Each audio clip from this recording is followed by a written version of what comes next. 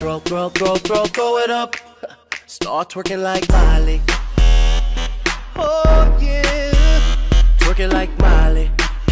Don't pop it like Miley. Eh bien salut tout le monde, c'est Peyo, j'espère que vous allez bien. En tout cas moi ça va super. Et je vous souhaite la bienvenue sur la première vidéo de la chaîne Régiment Gaming. C'est une chaîne créée en partenariat avec Super Lobbyman qui ne sera pas présent dans cette vidéo malheureusement, hein, il a pas pu tourner aujourd'hui, donc mais par contre il m'a aidé à l'écrire, il m'a aidé à tout ça, donc vous inquiétez pas. Je vais vous expliquer un peu le concept et puis après on va démarrer.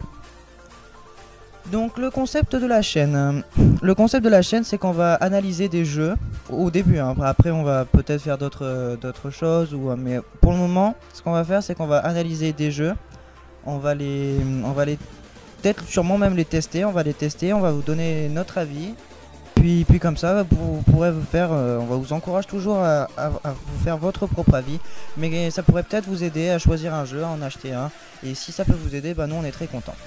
Donc on va commencer tout de suite avec l'analyse du premier jeu, j'ai nommé GTA. Pour GTA, on va commencer par le scénario, avec on va développer les 3 personnages principaux. On va pas en faire d'autres, hein, parce que faudrait pas trop spoil les nouveaux joueurs, ceux qui connaissent pas, même si je doute qu'il y ait beaucoup de personnes qui connaissent pas. Mais on sait jamais, ce serait bête de spoil un jeu comme ça. Donc on va commencer par le scénario, ensuite on va faire le gameplay, les graphismes, le GTA Online. Je vous donnerai après mon avis dessus, et les nouveautés sur la next gen. Donc pour le moment on va parler vraiment de ce qu'il y a sur next gen et sur old gen, et après on ne parlera que ce qu'il y a sur next gen. Donc pour le scénario, au niveau du scénario, donc on va développer les 3 personnages, donc c'est parti. Premier personnage, Michael DeSanta, aussi appelé Mike. Donc Michael DeSanta est un pilleur de banque retraité âgé, dans la quarantaine, qui a conclu un accord avec la FBI et qui fait présentement partie du programme de protection des témoins. C'est-à-dire qu'il a dénoncé les personnes avec qui il était, et aujourd'hui il est protégé par le FBI. Il vit dans un manoir à Rockford Hills et est marié à Amanda, qui a malheureusement dépensé la majeure partie de son argent. Cela oblige Michael à retourner dans le monde du crime avec son ancien partenaire Trevor et un nouveau venu, Franklin. Donc pour ce qui est de Franklin est un jeune afro-américain qui rêve de devenir un criminel réputé de Los Santos. Il est chargé de voler les voitures pour un certain Simon Yeratian, qui je dois l'avouer m'a fait bien rire compte tenu de son accent, car il est d'origine roumaine je crois. Et sa voix a été faite par un acteur qui joue dans Breaking Bad, c'est vrai que je vous le conseille au passage. Et c'est le même type de personnage. Mais son ambition, donc à Michael, lui fera changer de statut après avoir rencontré Michael.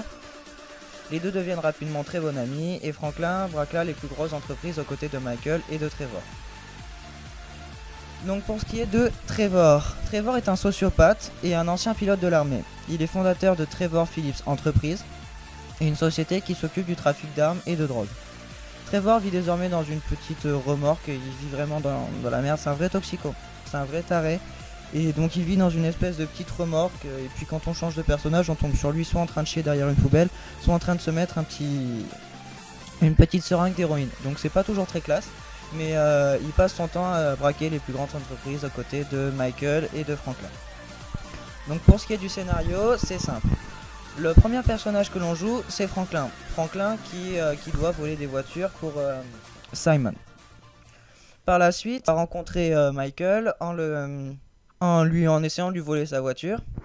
Et c'est comme ça que Michael, au lieu de le tuer, parce qu'il avait fermement l'intention de le tuer, va lui dire de passer chez lui. Et vu qu'il manque de fric, et ben il va lui demander de l'aider à braquer une banque. Et Franklin il attend que ça, parce qu'il veut devenir un criminel réputé de Los Santos. Il a qu'une envie, c'est devenir ça, parce qu'il faisait du petit deal, dans son quartier, et ça le faisait un peu chier. Par la suite, Michael va recontacter Trevor, et là ils vont commencer à braquer des banques, à se retrouver parfois de temps en temps un peu dans la merde. Mais franchement ce scénario je le trouve très bien. Pour ma part, c'est vraiment un très bon scénario. Beaucoup de personnes disent que notamment Darghost, à qui je fais une petite dédicace s'il regarde la vidéo, disent que le mode histoire est de la merde. Pour moi, je suis pas d'accord. Pour moi, je trouve que le mode histoire est très bon, je trouve qu'il est très bien développé. Mais après, c'est vrai que qu'on attend d'un GTA, c'est plus la liberté. Le mode histoire, on s'en fout un peu. Ce qu'on veut dans un GTA, c'est pouvoir rouler comme un taré, tuer tout le monde, et c'est vrai. Et puisqu'on parle de rouler comme un taré, on va parler du gameplay. Vous avez vu la transition? C'est bien. Le gameplay est révolutionnaire pour un GTA. Passer de 1 à 3 persos, c'est déjà une super bonne idée. Et ensuite pouvoir les switcher, c'est vraiment super bien. Donc le gameplay est révolutionnaire. La conduite est de plus en plus fluide. Moi je me souviens que sur les premiers GTA, j'avais vraiment beaucoup de... Enfin, sur les premiers GTA, sur 3 et 4, j'avais vraiment beaucoup de mal à conduire. Je savais pas conduire, je me prenais tout le temps des trucs. Et là sur ce GTA, la conduite est beaucoup plus fluide et beaucoup plus facile. Et les stunts en moto sont impressionnants. Moi alors je suis nul en moto. Enfin je sais conduire une moto, mais voilà, les jumps et tout ça, je suis vraiment nul. Mais je trouve cela impressionnant hein, quand ils sont sur un BMX ou qu'ils descendent un building. C'est vraiment quelque chose de très impressionnant. Donc je trouve que le gameplay est vachement bien. Et ensuite dans le gameplay il y a évidemment le jetpack, celui que tous les joueurs de GTA recherchent, le jetpack. Alors je sais pas s'il y a des gens qui l'ont trouvé, franchement j'en sais rien. Moi je le cherche pas trop, mais c'est vrai qu'il y a beaucoup de joueurs qui cherchent le jetpack. Et puis maintenant on va parler des graphismes. Alors évidemment on est dans un GTA, donc les graphismes sont pas exceptionnels. C'est pas le but de la licence hein, la licence c'est pas ça. GTA, Rockstar veut pas faire des graphismes de ouf hein, on a très bien pu se rendre compte. Les graphismes c'est beau hein, c'est très beau, mais bon il y a mieux et c'est pas l'objectif des développeurs. Les animations des PNJ sont toujours aussi drôles hein. C'est complètement improbable et tout le temps aussi bugué hein. C'est génial quand même, on peut sortir une arme dans la rue que personne s'enfuit, par contre on tire en l'air et là il y a tout le monde qui s'en va. Donc voilà, l'animation des PNJ j'aime bien, mais ça fait vraiment le charme de GTA, donc moi ça me pose pas de problème que ça soit même bugué de temps en temps, c'est même très drôle. Maintenant on va parler du GTA Online. Alors pour ma part, et surtout pour Lobby, GTA Online c'est une petite merveille. Parce que il y a vachement d'activités à faire, c'est hyper fun, on peut jouer entre potes, c'est vachement fun, on peut créer son perso.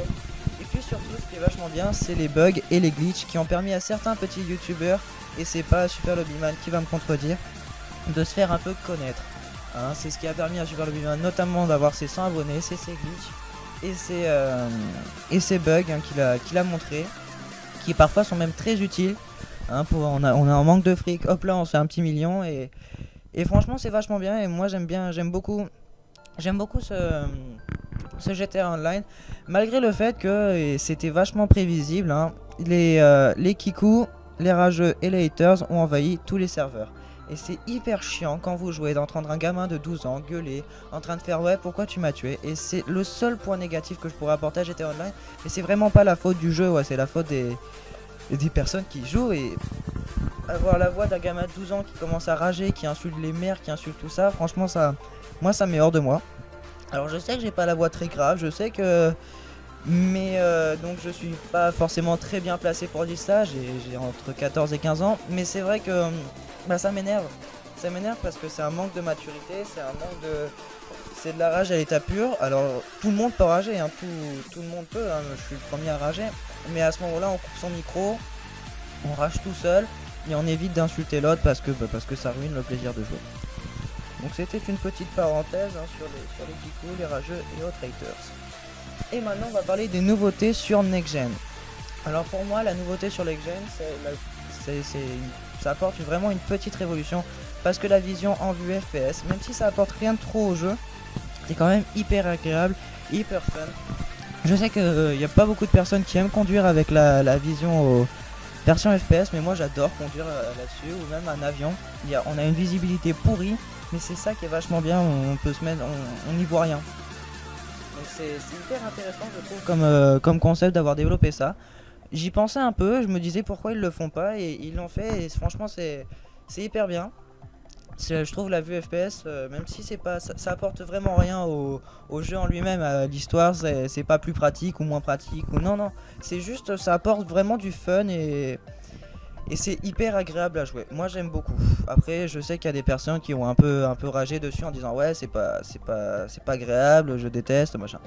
Mais pour ma part j'aime bien. Je sais pas Lobby parce que Lobby peut pas y jouer, il est sur PS3, mais Mais sinon je sais pas s'il y a déjà joué, mais moi je trouve ça hyper agréable.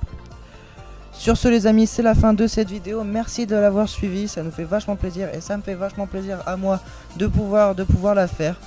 N'hésitez pas à vous abonner, à liker si vous avez aimé la vidéo et à le dire dans les commentaires parce que c'est toujours utile et ça fait toujours plaisir de savoir ce que vous en pensez. Donc parlez dans les commentaires, hein, vous exprimez-vous, les commentaires sont faits pour ça. Sur ce, je vous laisse, à la prochaine, ciao et n'oubliez pas que le roi de YouTube, ce sera moi.